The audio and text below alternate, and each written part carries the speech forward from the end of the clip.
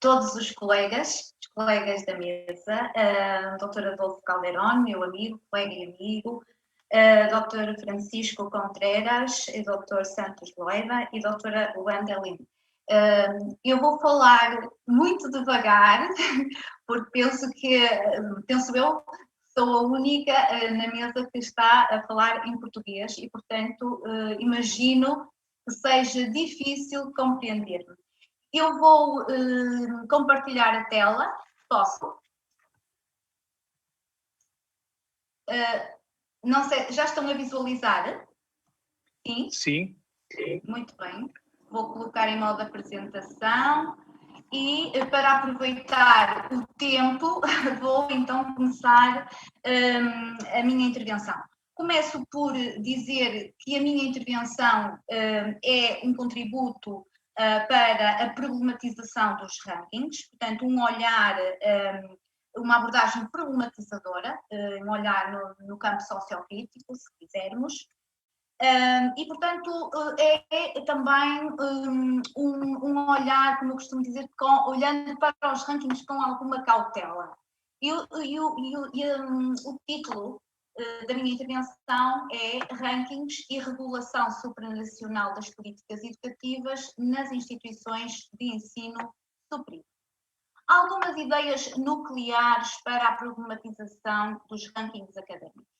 Em primeiro lugar, gostaria de dizer que é assumido aqui que nesta abordagem a educação e a ciência são considerados bens com interesse económico. E, portanto, isto para mim é já um ponto de problematização. Depois, considerar que os dispositivos de avaliação, aliás, na sequência de estudos que tenho vindo a desenvolver sobre instrumentos de avaliação em larga escala, são indutores de políticas educacionais. E, portanto, estamos a falar de rankings, que é um dispositivo que se situa no campo da avaliação. Por outro lado, esta ideia da subordinação da educação e da ciência à esfera económica é também, em determinadas abordagens, um aspecto importante a referir.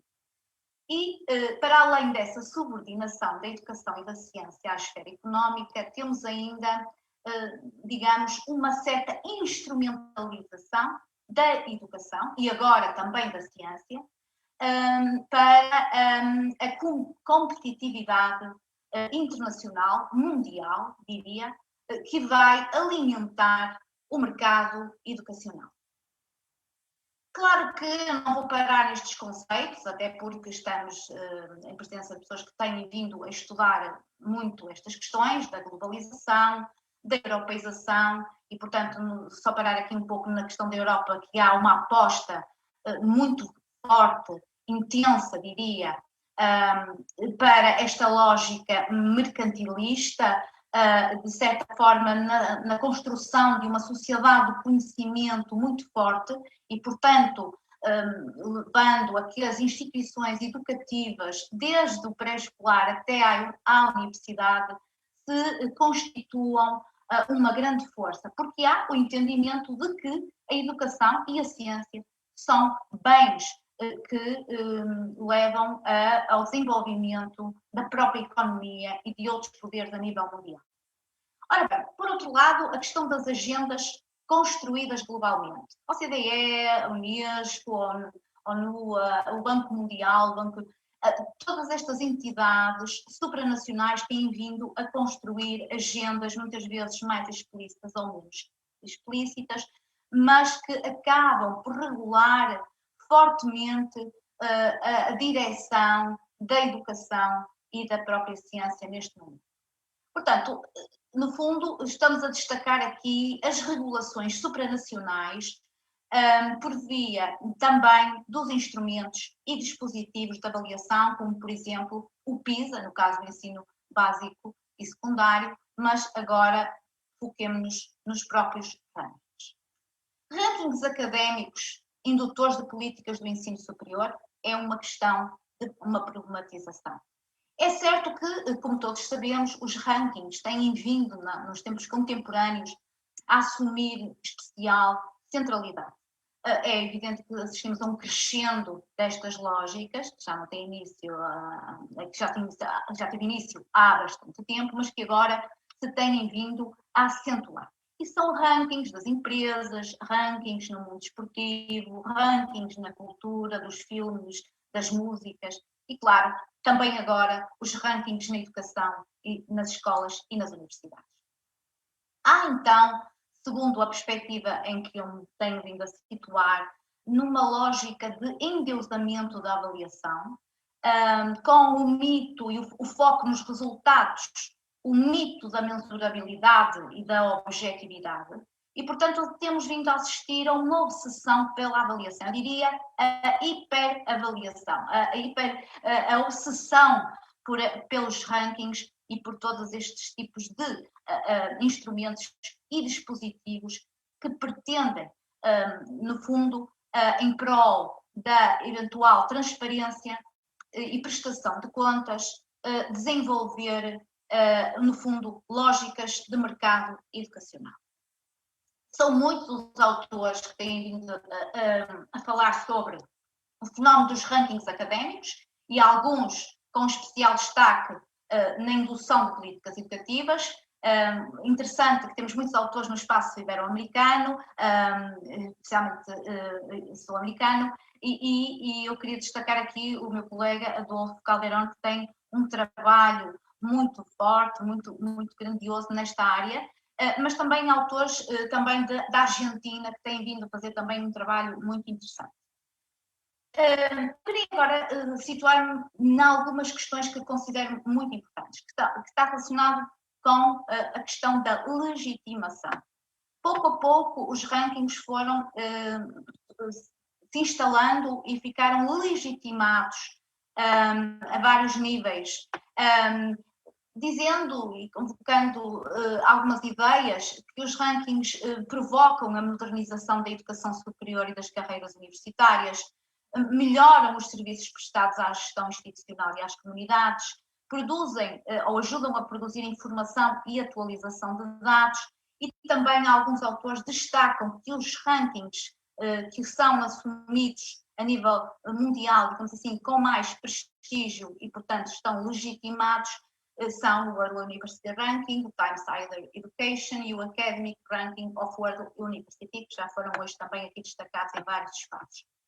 Ora, esta legitimação, há um discurso de legitimação, quero dizer, de que há um maior desenvolvimento organizacional, que atrai mais financiamentos, que leva a melhores resultados da investigação, que melhora o desenvolvimento de processos de internacionalização e que provoca uma transferibilidade mais eficaz do conhecimento para a sociedade. Eu gostaria de começar por problematizar essas ideias um pouco instituídas, começando por aqui.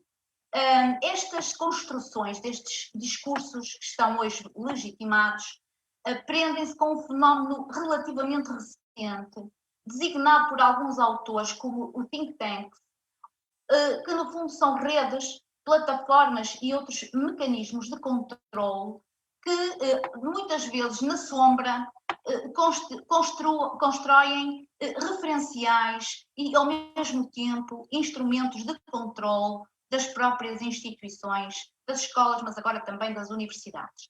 E estes think tanks, que são grupos, muitas vezes os membros não identificados, mas que são alianças entre o poder político, o poder económico e também o poder académico. E estes grupos influenciam determinantemente os mídias, o público em geral e a tomada de decisões dos órgãos do poder político, os governos, mas agora também as próprias universidades. Falam alguns autores na terceira comunidade, que produz um conhecimento objetivo para responder a problemas práticos da sociedade e que muitas vezes são criados pelos próprios grupos para depois considerarem também a solução. E, portanto, estas redes têm vindo os expertise, têm vindo a intensificar-se através de protocolos, de calls para a investigação, onde é muito visível este referencial, calls para a investigação, que determinam as áreas, os temas a investigar e as formas da sua publicitação, tendo por base os próprios financiamentos. E, portanto, ou as universidades seguem determinados referenciais ou podem não vir a ter financiamentos. E, portanto, há uma agenda também oculta para a investigação. Este esquema prende-se com uma ideia que eu tenho vindo a trabalhar e que está relacionado com a universidade prisioneira. Os think tanks, isto é como uma teia, não é? Os think tanks funcionam na construção dos referenciais, nas tais agendas ocultas, ao mesmo tempo que trabalham as questões do financiamento, e, portanto, estamos ao nível das políticas educativas, com mecanismos muito interessantes que se aplicam nas universidades e na ciência, nos centros de investigação das universidades. E depois, por outro lado, temos então os instrumentos de avaliação que alimentam os rankings e que vão introduzindo nas universidades, passo a passo, esses referenciais, induzindo, através do discurso, a introdução dessas lógicas nas universidades.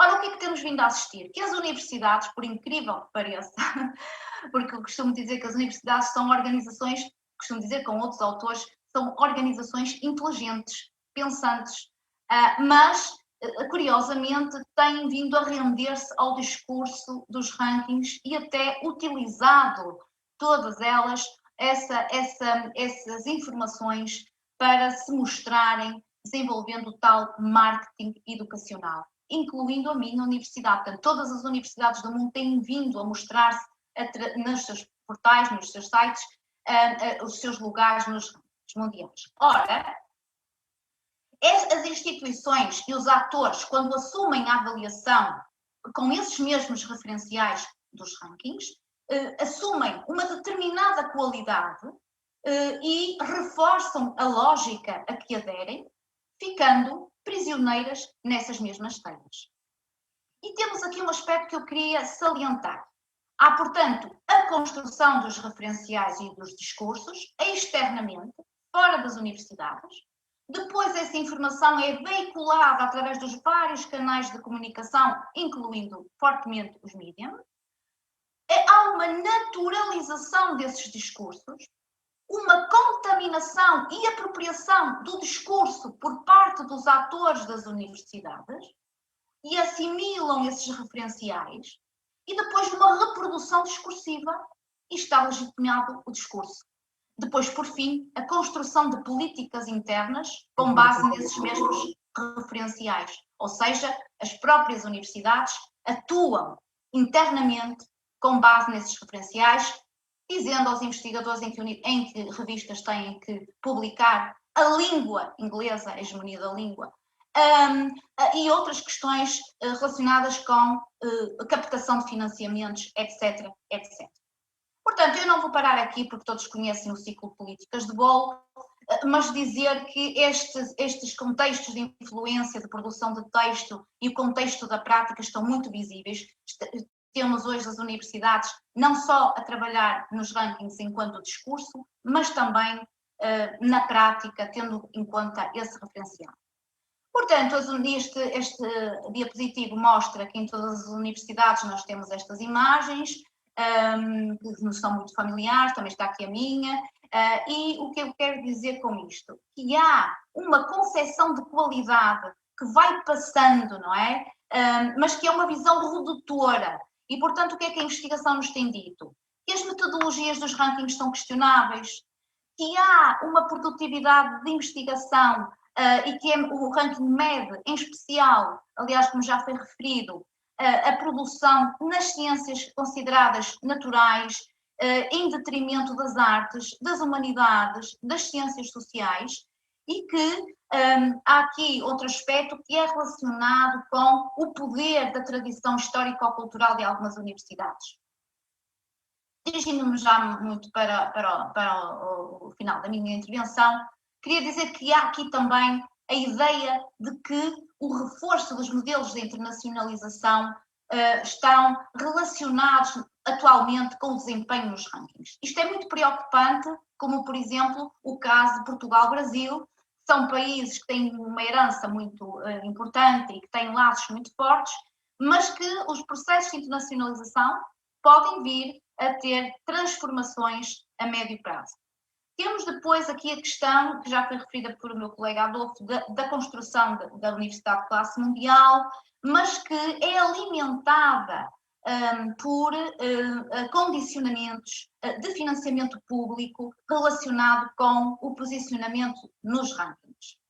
A ideia de competitividade, e portanto os governos agem e atribuem determinados apoios para bolsas, para fundos para projetos, com base e justificação, muitas vezes, nesses posicionamentos internacionais.